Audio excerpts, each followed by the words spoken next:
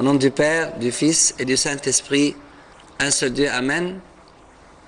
Chers frères et sœurs, aujourd'hui c'est le 4e dimanche du mois copte Baba et j'aimerais aujourd'hui répondre à la question suivante: pourquoi rendre grâce à Dieu? Comme introduction, nous avons publié un livre de coloriage pour nos enfants qui porte le nom « Je remercie Dieu ». Et dans ce livre, nous avons montré aux enfants que chacun d'entre nous peut rendre grâce à Dieu pour différents dons qu'il nous a accordés, parmi lesquels le don de voir, d'entendre, de parler, de sentir et d'aimer. Je rends grâce à Dieu pour sa justice. Dans le psaume de l'office de l'encens du soir, le psalmiste loue Dieu en disant « Je te louerai dans la droiture de mon cœur en apprenant les lois de ta justice. » Et dans le psaume de l'office de l'encens de l'aube, il lui dit « Ma langue célébrera ta justice. » La majorité des gens rendent grâce à Dieu pour sa miséricorde, mais peu de gens le remercient pour sa justice. À cet égard, il n'y a pas de contradiction entre la justice de Dieu et sa miséricorde. Sa justice est une justice miséricordieuse et sa miséricorde est une miséricorde juste. Dieu est juste dans sa miséricorde et miséricordieux dans sa justice, car ses qualités ne se contredisent pas. Je rends grâce à Dieu pour sa présence auprès de nous qui nous rassure. Dans l'évangile de l'office de l'encens du soir, Jésus obligea les disciples à monter dans la barque et à passer avant lui de l'autre côté pendant qu'il renverrait la foule. Alors, la barque, déjà au milieu de la mer, était battue par les flots, car le vent était contraire.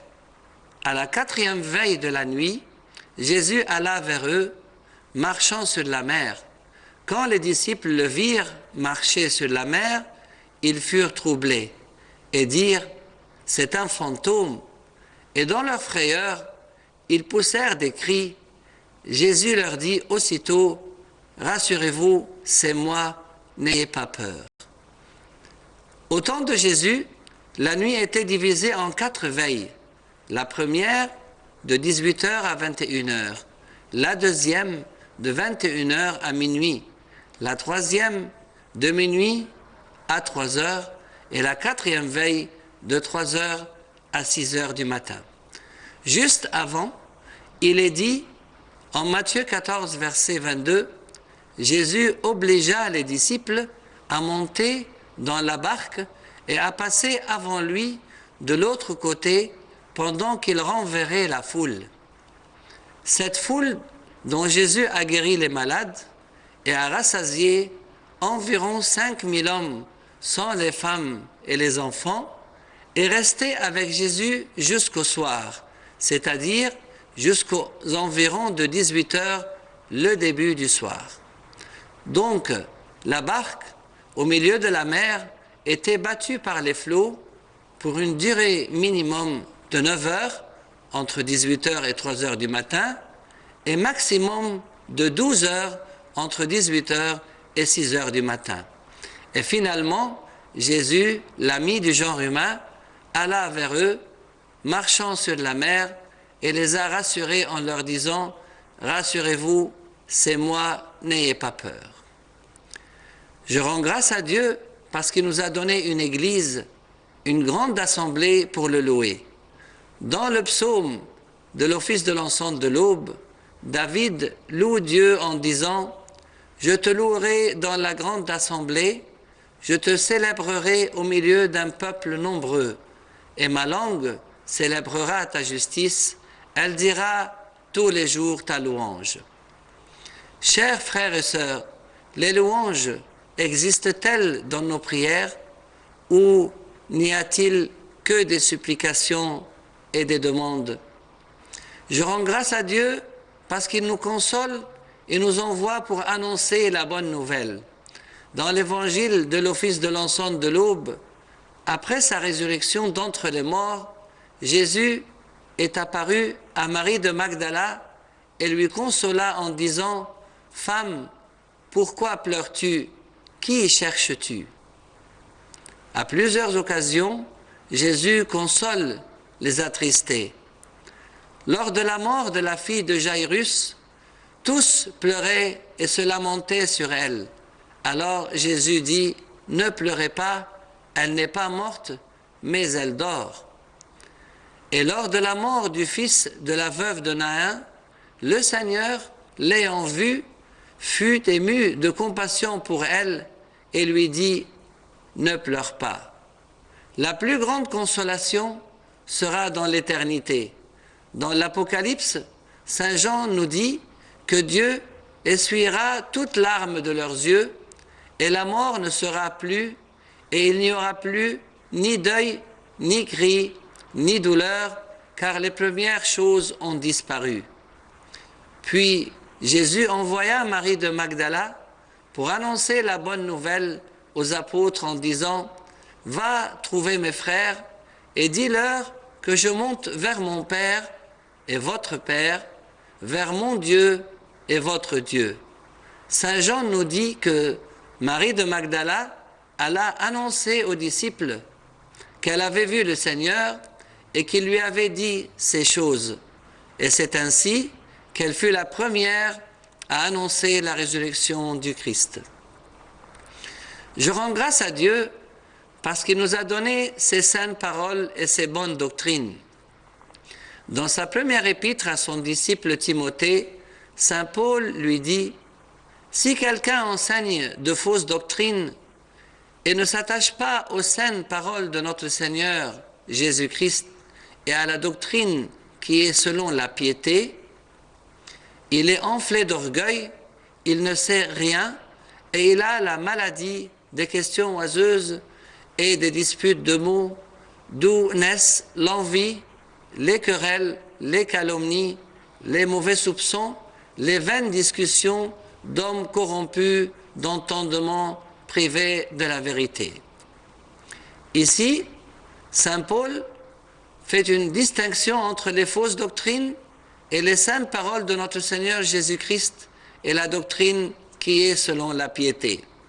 Il lui dit « Pour toi, homme de Dieu, fuis ces choses et recherche la justice, la piété, la foi, la charité, la patience, la douceur. Combat le bon combat de la foi. Saisis la vie éternelle à laquelle tu as été appelé. Je te recommande devant Dieu de garder le commandement et de vivre sans tâche, sans reproche, jusqu'à l'apparition de notre Seigneur Jésus-Christ. Recommande aux riches du présent siècle de ne pas être orgueilleux et de ne pas mettre leur espérance dans des richesses incertaines, mais de la mettre en Dieu. Recommande-leur de faire du bien, d'être riches en bonnes œuvres, d'avoir de la libéralité, de la générosité, afin de saisir la vie véritable. Ô Timothée, garde le dépôt en évitant les discours vains et profanes et les disputes de la fausse science dont font profession quelques-uns qui se sont ainsi détournés de la foi. Concernant les fausses doctrines, notre Seigneur nous a prévenus des faux prophètes qui viennent nous parler au nom de Jésus. Il nous a dit « Celui qui entre par la porte est le berger des brebis. Le portier lui ouvre et les brebis entendent sa voix. Il appelle par leur nom les brebis qui lui appartiennent et il les conduit dehors. Lorsqu'il a fait sortir toutes ses propres brebis, il marche devant elles. Et les brebis le suivent parce qu'elles connaissent sa voix. Elles ne suivront point un étranger, mais elles fuiront loin de lui parce qu'elles ne connaissent pas la voix des étrangers. Je rends grâce à Dieu pour sa miséricorde et la grande compassion qu'il a envers nous. Comme l'a dit saint Jacques dans son épître, car le Seigneur est plein de miséricorde et de compassion. Et il ne faut pas ignorer cette compassion, car Saint Jacques nous a dit, « Celui donc qui sait faire ce qui est bien et qui ne le fait pas, commet un péché. » Il nous demande d'être patients nous aussi. Soyez donc patients, frères, jusqu'à l'avènement du Seigneur. Voici le laboureur attend le précieux fruit de la terre, prenons patience à son égard jusqu'à ce qu'il ait reçu les pluies de la première et de l'arrière-saison. Vous aussi, soyez patients, affermissez vos cœurs, car l'avènement du Seigneur est proche. Je rends grâce à Dieu parce qu'il visite son peuple. Dans les Actes des Apôtres, Paul dit à Barnabas, « Retournons visiter les frères dans toutes les villes où nous avons annoncé la parole du Seigneur pour voir en quel état ils sont. » Paul fit choix de Silas et partit, recommandé par les frères à la grâce du Seigneur. Il parcourut la Syrie et la Cilicie, fortifiant les églises. En passant par les villes, il recommandait aux frères d'observer les décisions des apôtres et des anciens de Jérusalem. Le résultat de ces visites était que les églises se fortifiaient dans la foi et augmentaient en nombre de jour en jour. Je rends grâce à Dieu parce qu'il nous paie. Dans le psaume de la divine liturgie, Asaph loue Dieu en disant « Et nous, ton peuple, le troupeau de ton pâturage, nous te célébrerons éternellement, de génération en génération, nous publierons tes louanges. » Parmi les plus belles icônes du Christ, celle du bon pasteur, qui porte une brebis sur son épaule, pendant que les autres brebis le suivent. Nous lui faisons confiance de génération en génération parce qu'il nous paie, car nous sommes son peuple et le troupeau de son pâturage. Et finalement, je rends grâce à Dieu parce qu'il me ressuscite de la mort spirituelle, la mort du péché. Dans l'évangile de la divine liturgie, Saint Luc nous parle de la résurrection du fils de la veuve de Naïn. Jésus alla dans une ville appelée Naïn, ses disciples et une grande foule faisaient route avec lui. Lorsqu'il fut près de la porte de la ville, voici, on portait en terre un mort, fils unique de sa mère qui était veuve. Et il y avait avec elle beaucoup de gens de la ville. Le Seigneur, l'ayant vue, fut ému de compassion pour elle et lui dit « Ne pleure pas ». Il s'approcha et toucha le cercueil.